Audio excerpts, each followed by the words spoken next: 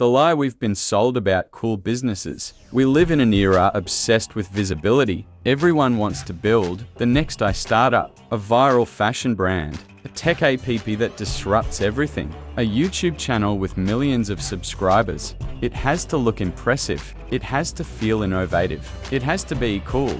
But here's the uncomfortable truth. Many of the wealthiest business owners in the world don't run cool companies. They run boring ones. No hype, no spotlight, no viral TikToks, just steady cash flow, year after year. Because real wealth rarely hides in trends. Real wealth hides in necessity. The businesses that quietly build fortunes often share one trait.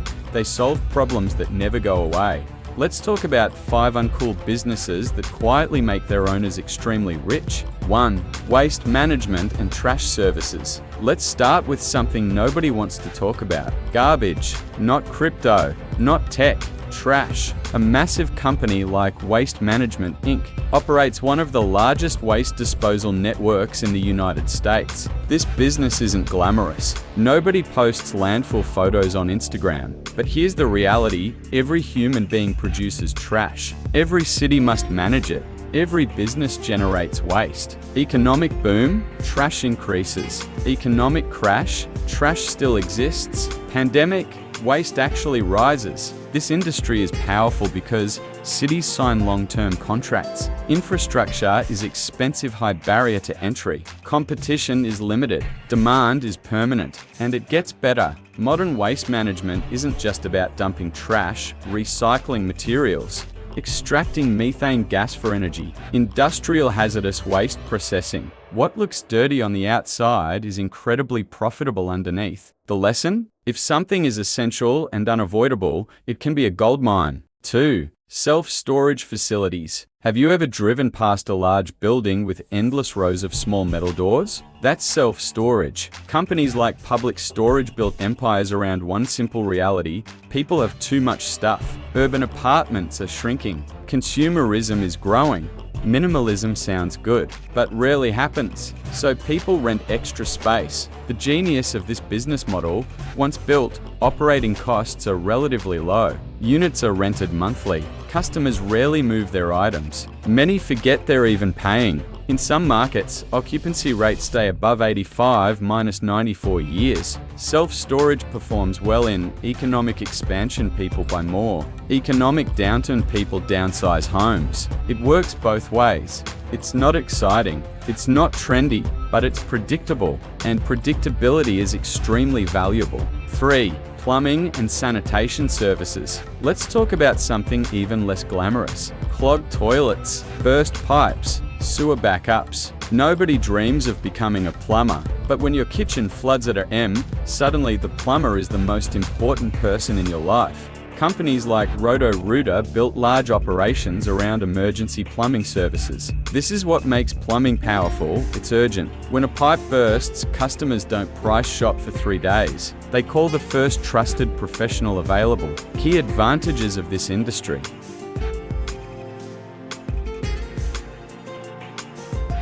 recurring maintenance work, emergency pricing power. Water systems will never disappear. Bathrooms will never disappear. Sewers will never disappear. This business doesn't rely on trends. It relies on physics. And physics doesn't go out of fashion.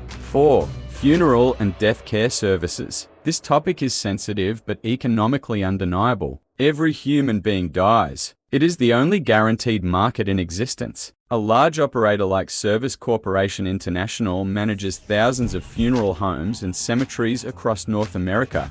What makes this industry structurally strong? Inelastic demand, emotional purchasing decisions, package-based pricing, limited competition in local markets. Families don't negotiate aggressively during grief. They want dignity. They want smooth logistics. They want relief from stress. That creates pricing stability. Revenue streams include burial services, cremation, caskets, cemetery plots, planned funeral packages. It's not glamorous, but it's recession resistant.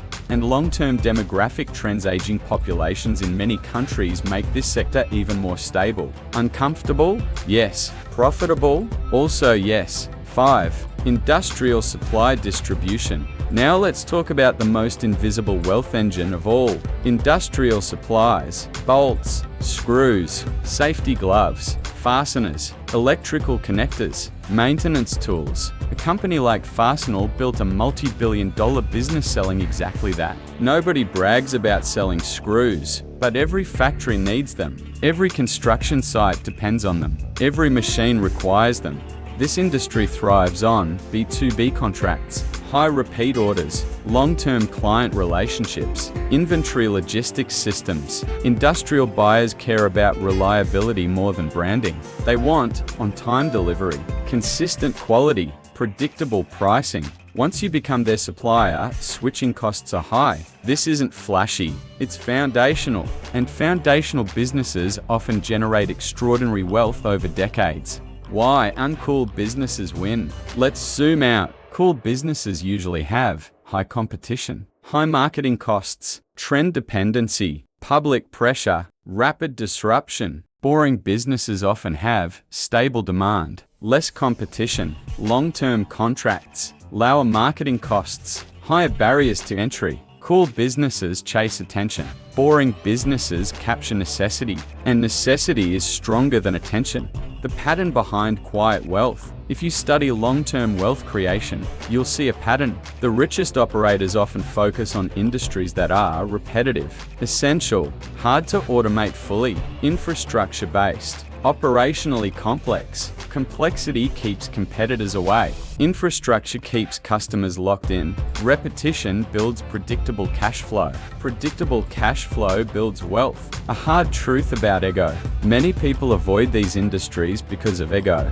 They want admiration. They want social proof. They want applause. But applause doesn't pay dividends. Quiet ownership does. The owner of a regional septic service company may never trend online, but their cash flow could outperform a struggling influencer brand. The world celebrates visibility.